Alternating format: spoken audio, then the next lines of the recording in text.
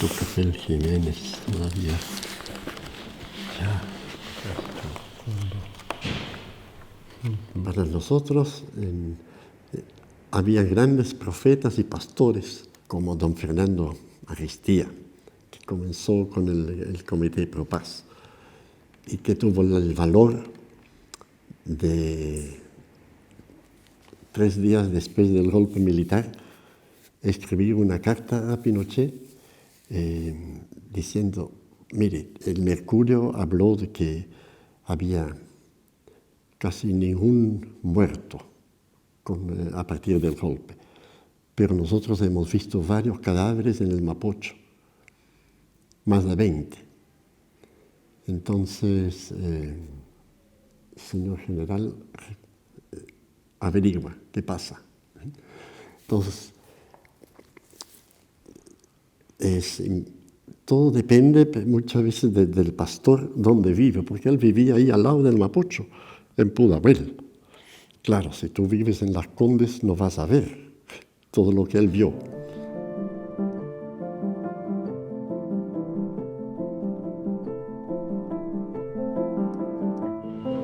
Llevo el Milo a 800, llevo el té 600. Que nunca están de más la comida de Parito, 3 bolis.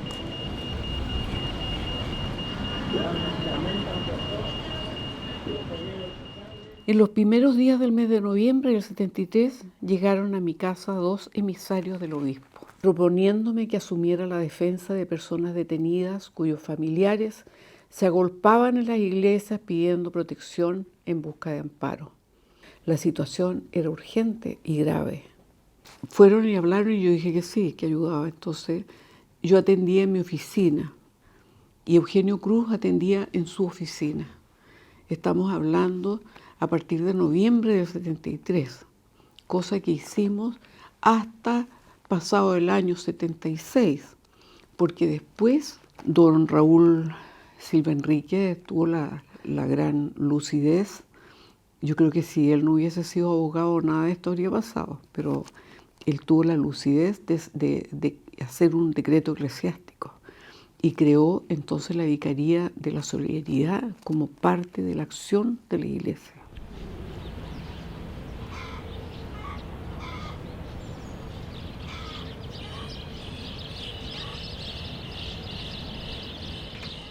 Bueno, yo entré a trabajar en el departamento jurídico, que lo llamamos en Talca, en abril del año 1975. Ese mismo año, la dictadura eliminó el Comité Pro Paz en diciembre.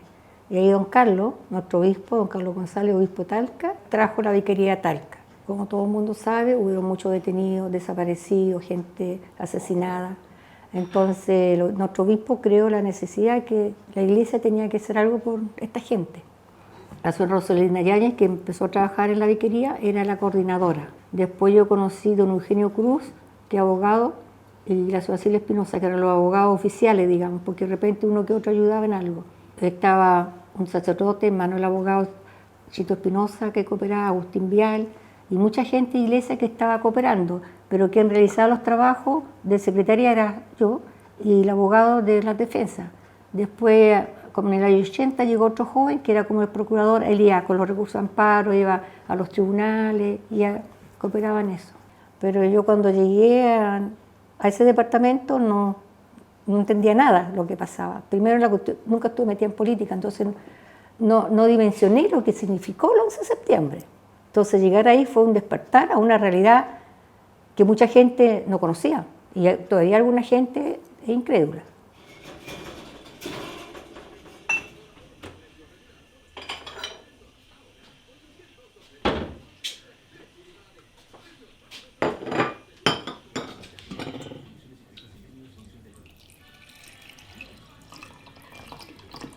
Yo siempre he estado muy ligado a a la Iglesia Católica. Y yo antes de llegar a la vicaría estaba como profesor de básquetbol en el Colegio Santa Marta. Me invitaron a trabajar en esta situación y en este desafío como departamento jurídico asociado con la Vicaría de la Solidaridad de Santiago. Yo llegué como en el año 79 a trabajar, 78, 79 llegué a trabajar a la vicaría. Al principio no sabía realmente cuál era el objetivo y para qué estaba constituyéndose el departamento jurídico y a la vez la vicaría. Y cuando fui entendiendo me encantó, porque creo que era un gran desafío recoger la inquietud, el apremio, las dificultades que sentían las personas perseguidas por el sistema represor después del golpe de Estado. Entonces eso fue muy, muy importante para la Iglesia. Y lo más hermoso que pasó es que teníamos un gran obispo muy comprometido con los derechos humanos, como fue don Carlos González. Entonces, él era como nuestro motor, y fuera de eso también teníamos gente de la iglesia, como el Guido, como el cura Nono, que estaban siempre muy atentos con nosotros, como Juanito Tello, el de la pastoral juvenil, un gran hombre, una gran persona, nos ayudó mucho.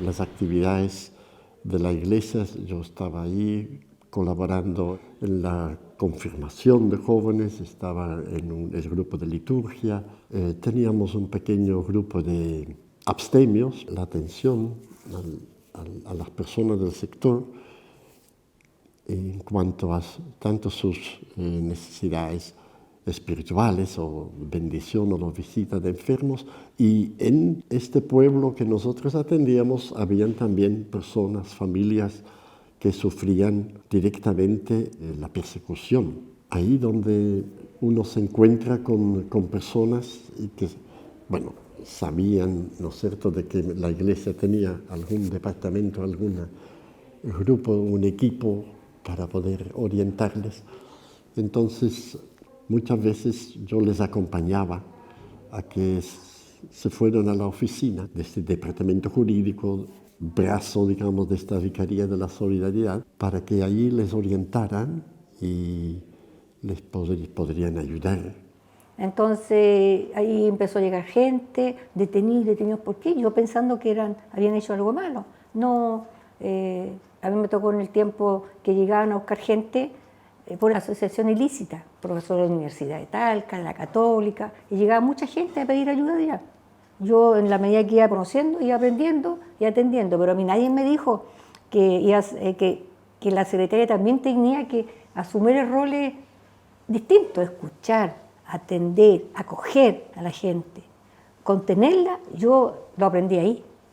Y cada uno con una historia tan trágica, aparte de la historia política, lo que sufrieron también muchas trancas familiares.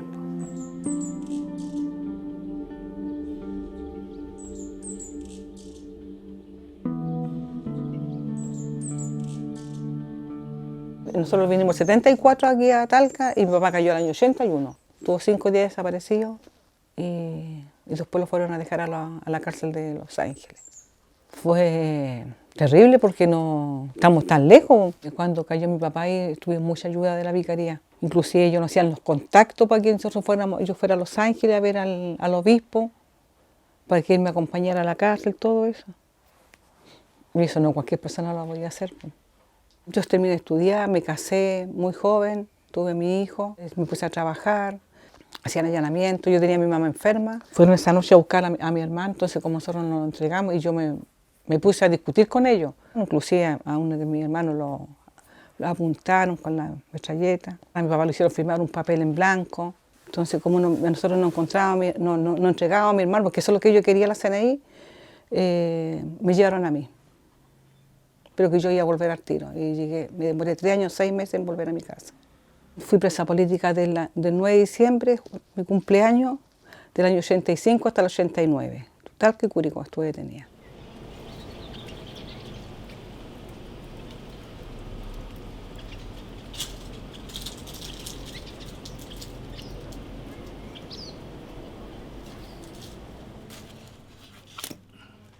Siempre el cura pedía por los detenidos desaparecidos, por los ejecutados políticos, por las personas que eran perseguidas.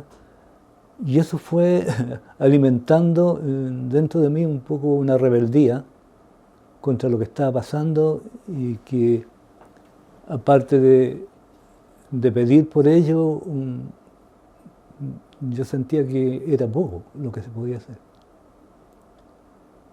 Y de a poco me fui metiendo en el tema y los primeros pasos fueron entregar panfletos. Entonces mi compromiso en ese momento apuntó a que, idea que se me ocurrió a mí, de pedirle a todas las iglesias y a las comunidades de Talca que pudieran aportar un grano de arena para la gente más necesitada del Abrigo del Sol. Entonces juntamos en la casa del Guido una especie de bodega que tenía al lado llena, se llenó de cosas, de comida, de ropa, de todo. Y ahí repartíamos a la gente más necesitada de la población. Entonces, a raíz de todo eso, de ver que de lo poco que podíamos hacer, alguien me puso en contacto con, en este caso mío, con el Frente Patriótico Manuel Rodríguez.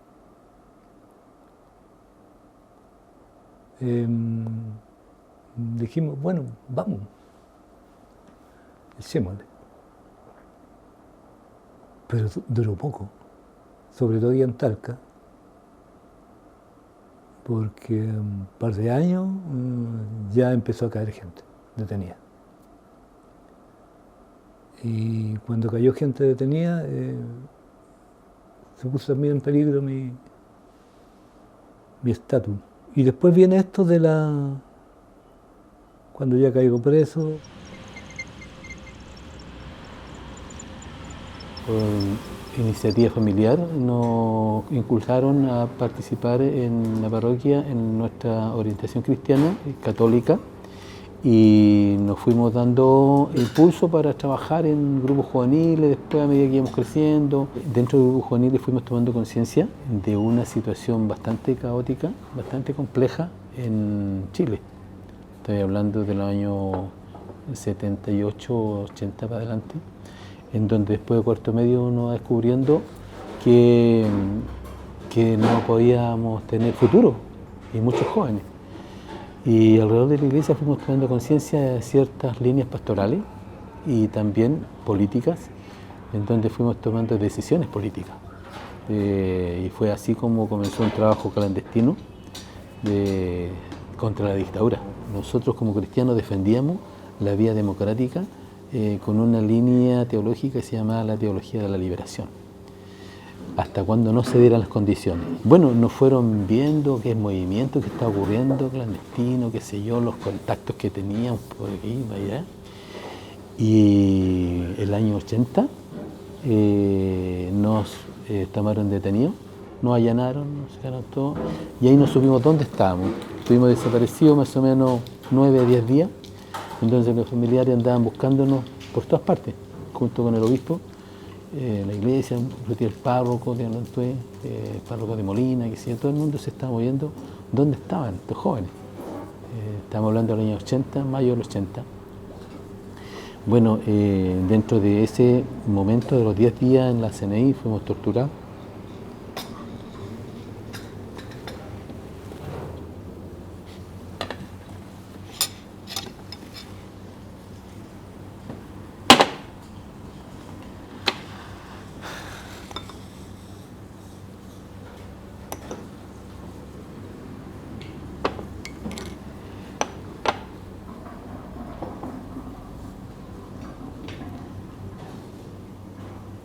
Vendaron mi vista y me subieron a un vehículo, el que me dio varias vueltas hasta llegar al destino pasado a las 4 de la madrugada. Llevaban radio encendida en la localidad de Colbún. Me percaté en el lugar por el recorrido del vehículo. Al llegar me quitaron la venda y colocaron una capucha sobre mi cabeza. Ordenaron que me acostara en una camilla totalmente desnuda y a cada uno de los lados 2 perros, Doberman.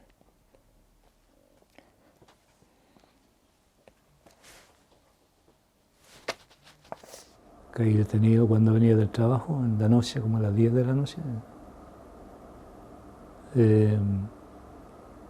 Venían 3 tipos a la silla mía, e intenté correr y se cruzó un auto, se subió a la vereda, se cruzó, se bajaron 4 más y de frente una camioneta roja que bajaron poco. Y ahí ya me pusieron en el piso del vehículo, pusieron los pies sobre mí. Bueno, y teníamos la idea de que teníamos que imaginariamente decir, a ver, ¿por dónde vamos? Pero la verdad es que te dan vuelta, al final uno pierde la noción de dónde va.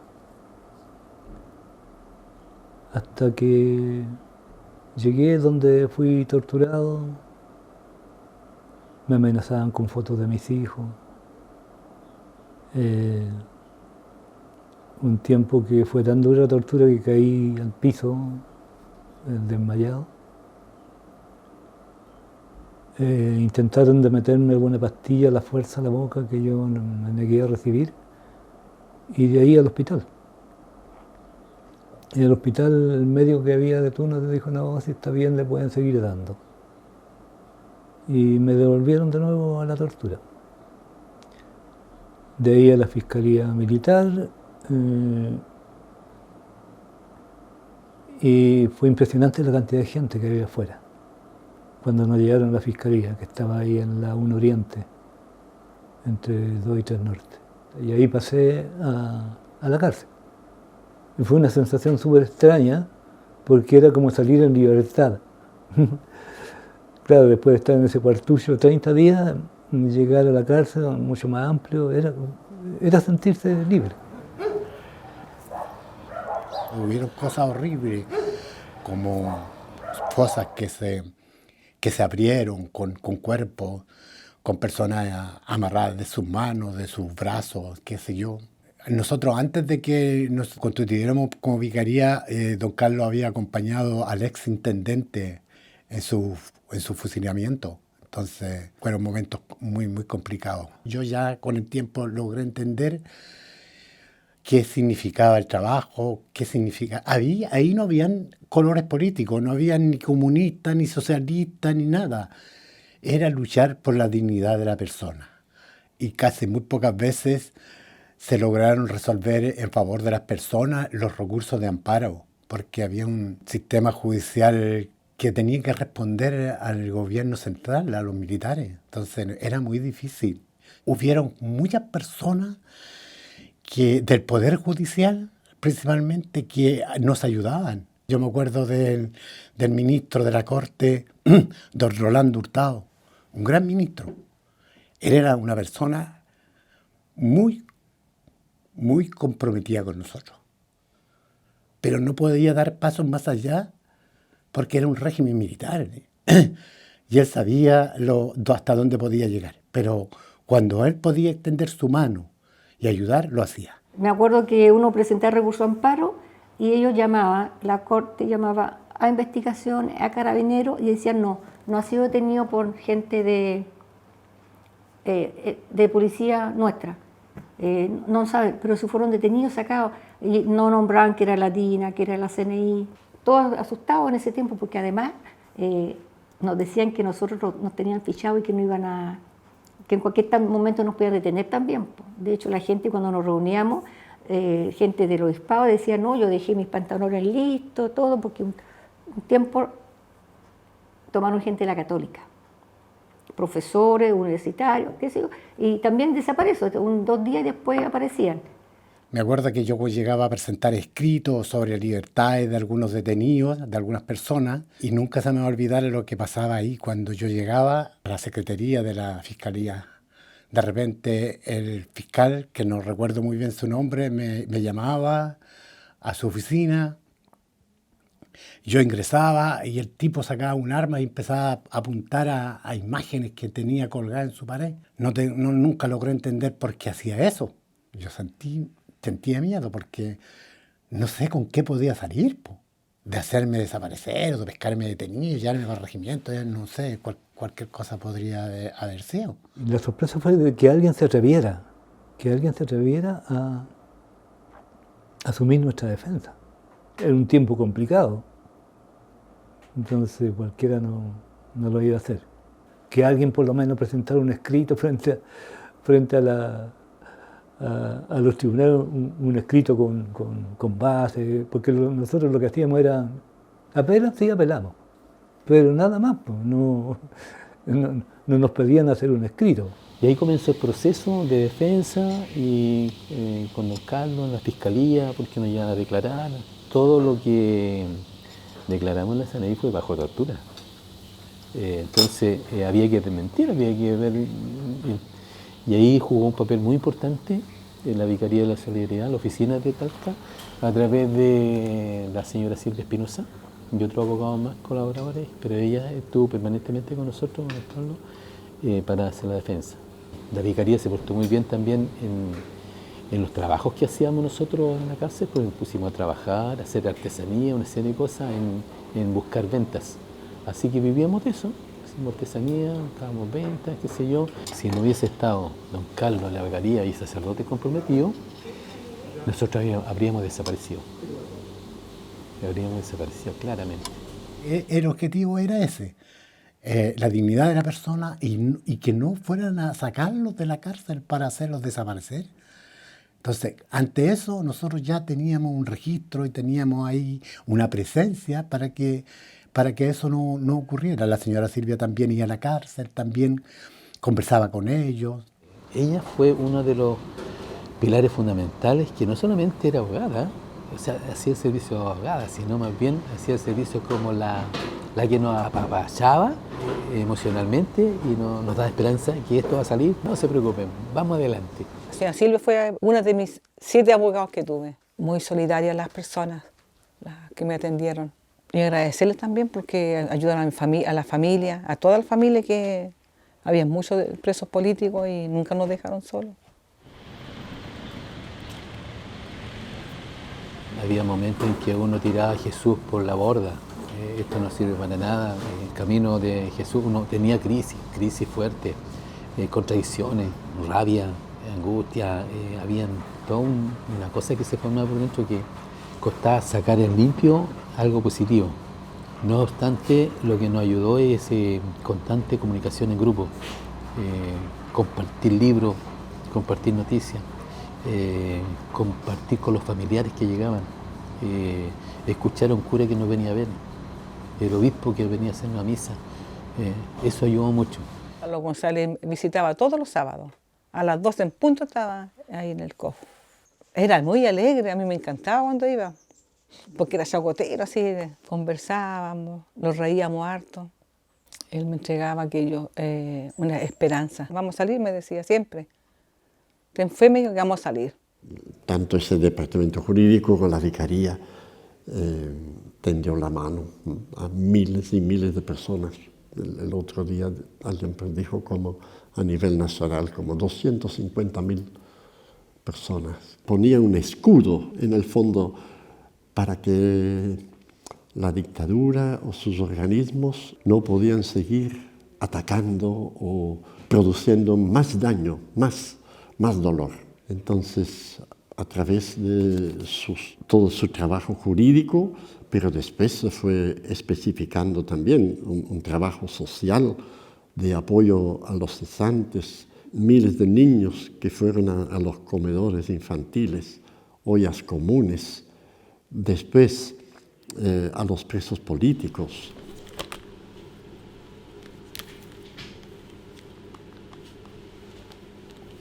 En Santiago había un departamento, no sé, para prensa. Bueno, aquí era la prensa yo era la que escribía todo y mandaba lo que había que hacer. Que había un departamento para exilio, bueno, acá éramos exilio. Que había para relegados, acá éramos relegados. Que había para mujeres, que no sé qué, acá. Hacíamos cartolas enseñando a los trabajadores sus derechos, a cómo formar sindicatos, qué es lo que tenían que hacer, cuántos tenían que hacer, de qué manera tenían que declarar en los juicios, las causales de despido. Todas esas cosas se las enseñábamos a la gente. Bueno, y entre medio te llegaba gente de la Cruz Roja, entre medio venían de Amnistía Internacional, entre medio te llegaban documentos de la Comisión Chilena de Derechos Humanos. Estábamos contactados con el mundo. Era muy variada la atención que la vicaría prestaba, justamente para mantener la esperanza y mantener la dignidad de las personas y también defender efectivamente la vida. Yo creo que el trabajo me hizo ser como más humana, realmente. Porque tú después formas tu familia y no tienes conciencia de muchas cosas. Donde nosotros vivíamos, nadie pasaba hambre, pero aquí viví cosas que me hicieron cambiar completamente. Una satisfacción completa. O sea, que me hubiese tocado a mí hacer eso, yo digo, no había otra persona que lo pudiera hacer como yo lo hice. Yo soy muy creyente y he creído mucho más que Dios jamás me desamparó. Jamás.